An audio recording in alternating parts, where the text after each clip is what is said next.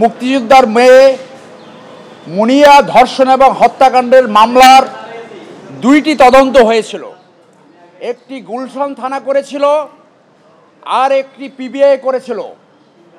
দুইটি তদন্তই প্রভাবিত হয়ে সম্ভবত ঘুষের মাধ্যমে ফাইনাল রিপোর্ট দিয়েছিল।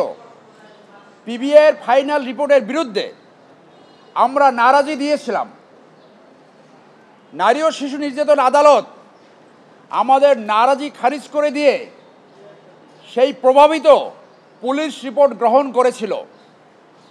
আমরা সেইটার এগেনস্টে আজকে আপিল শুনানি করেছি। মাননীয় আদালত আপিল শুনানি অন্তে আপিল গ্রহণ করেছে এবং আপিল নোটিশ সার্ভ করার পরে দ্রুত শুনানি করে এইটা পুরো তদন্তে যাবে বলে আমরা আশা করি। শিয়া বাটার ও ভিটামিন ই সমৃদ্ধ lily glam beauty soap. Lily, always beautiful. অর্থাৎ এই মামলাটি আবার পুনর্জীবিত হলো। বাকি সব ঘটনা আপনাদের জানা রয়েছে যে এই মেয়েটি 3 সপ্তাহ প্রেগনেন্ট ছিল, তাকে বনানীতে 9 মাস রাখা হয়েছিল, গুলশানে আবার পরবর্তীতে রাখা হয়েছিল। ওই বাসায় শুধু একমাত্র আনবিরি যেত এবং তার পোস্টমর্টেম রিপোর্টে তার বডির উপরে পুরুষের স্পার্ম পাওয়া গেছে, তার এবং সেরা ছিল। এর অর্থ হলো তাকে ধর্ষণের জন্য তাকে নির্যাতন করেছে।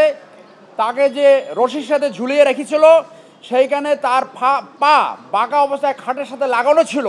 অতএব এইটা কোনোভাবেই আত্মহত্যা নয়।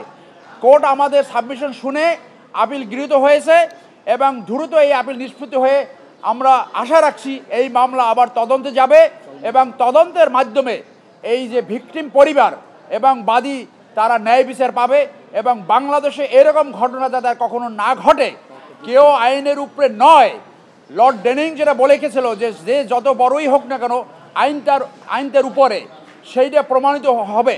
এই প্রিন্সিপাল একিউজড হাইকোর্টের আদেশ ভায়োলেট করেছিল। আপনাদের মনে আছে ভিডিওর মাধ্যমে যার সাথে 2 বছর স্বামী স্ত্রীর মতো সংসার করেছে তাকে বলেছিল তুই চোর, তুই চোর। মুনিয়া বলেছিল যে আমাকে বাঁচাও, তার বোনকে, আমাকে না বাঁচালে আমাকে মেরে ফেলবে। এত বড় নিষ্ঠুর, এত বড় বর্বর, যার সাথে 2 বছর প্রেম করেছে তাকে খুনের আগে আবার পুনরায় ধর্ষণ করেছে।